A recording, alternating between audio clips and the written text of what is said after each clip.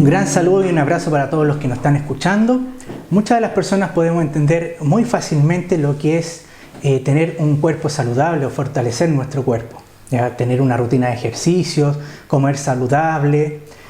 También podemos entender medianamente fácil lo que es tener un alma saludable. Hay muchos libros de autoayuda ahora, cosas que nos hacen centrarnos en nosotros mismos y tener como alguna solución inmediata de algunos problemas que estamos pasando. Pero poca gente puede entender, y también es bíblico esto, cuando tratamos del espíritu. La gente o las personas no conocen mucho del espíritu en general. La Biblia nos dice que somos cuerpo, alma y espíritu. Pero ¿cómo hacemos crecer esa parte? ¿Cómo fortalecemos esa parte?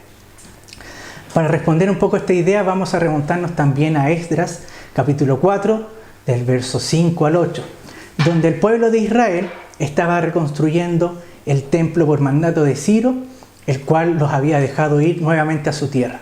Podemos ver también ahí que el pueblo tenía mucho conflicto y que los enemigos del pueblo habían hecho que la obra se detuviera. ¿Por qué? Porque escribieron cartas al rey de turno diciendo que el pueblo de Dios era un pueblo conflictivo, que se iba a rebelar y que no debían permitir que esta obra siguiera adelante. Y efectivamente la obra se detuvo por una buena cantidad de tiempo. Finalmente podemos entender, y así nos enseña la Escritura, que la obra se llevó a cabo y que pudieron cumplir con el objetivo que Dios le había designado. Pero aquí viene la pregunta, ¿por qué? ¿Por qué si era un designio de Dios y por qué si era una tarea encargada por Dios, siempre hay impedimentos? ¿Por qué Dios permite que tengamos impedimentos en nuestro caminar cristiano? ¿Por qué algunas veces hay tantas pruebas? ¿Por qué muchas veces hay tanto conflicto? ¿No debería Dios ocuparse de que todas las cosas salgan bien porque son sus propios deseos, sus propios lineamientos que debemos cumplir? Y esto es la forma en cómo Dios puede también hacer fortalecer nuestro espíritu. En estos conflictos, en estas pruebas que vivimos en nuestro caminar cristiano, muchas veces no la entendemos de primera. Pensemos que nuestra vida espiritual es como un vaso pequeño, una taza de 200 mililitros, donde Dios va a depositar nuestra fe y va a tener hasta un tope que luego se va a rebalsar.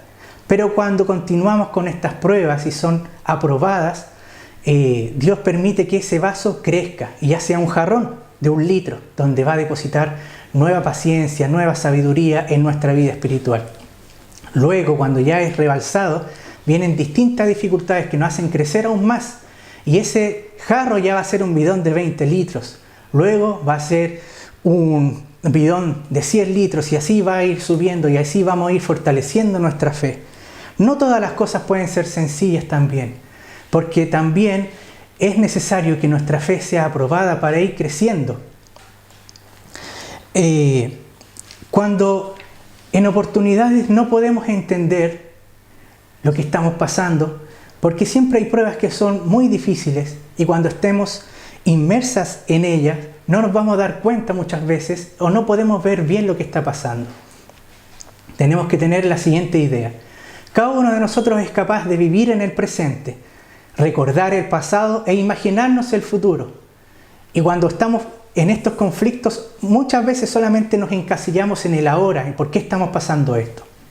Pero Dios puede vivir tanto en el pasado, vivir en el presente, vivir en el futuro. Y lo que es el futuro para Él ya lo vivió incluso. Él tiene todo el panorama.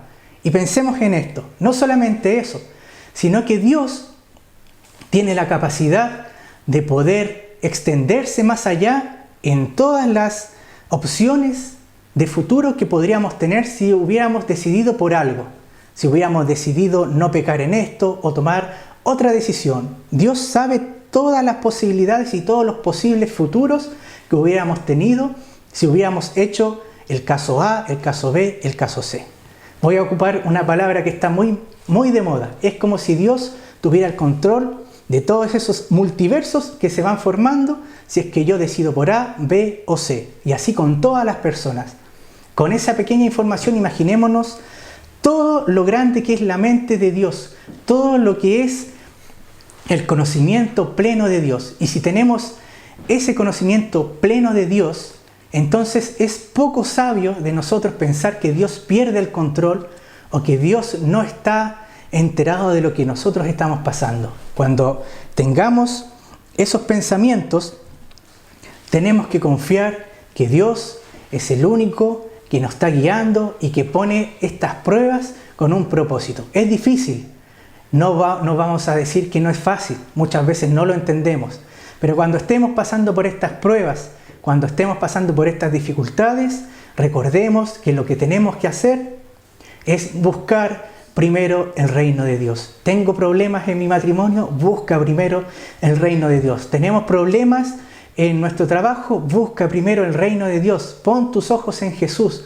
y vas a ver que como tú pones los ojos en Jesús, Él se va a ocupar de todo lo demás. Él te va a añadir todo lo demás. Te va a añadir la paciencia, la sabiduría y te va a dar claridad de lo que está pasando. Si tu mente ahora está en una nebulosa que no puedes entender lo que estás pasando, pide a Dios sabiduría. Pide a Dios que pueda fortalecerte en la prueba. Y Dios lo va a dar. Esperamos que este mensaje sea de edificación para todos ustedes.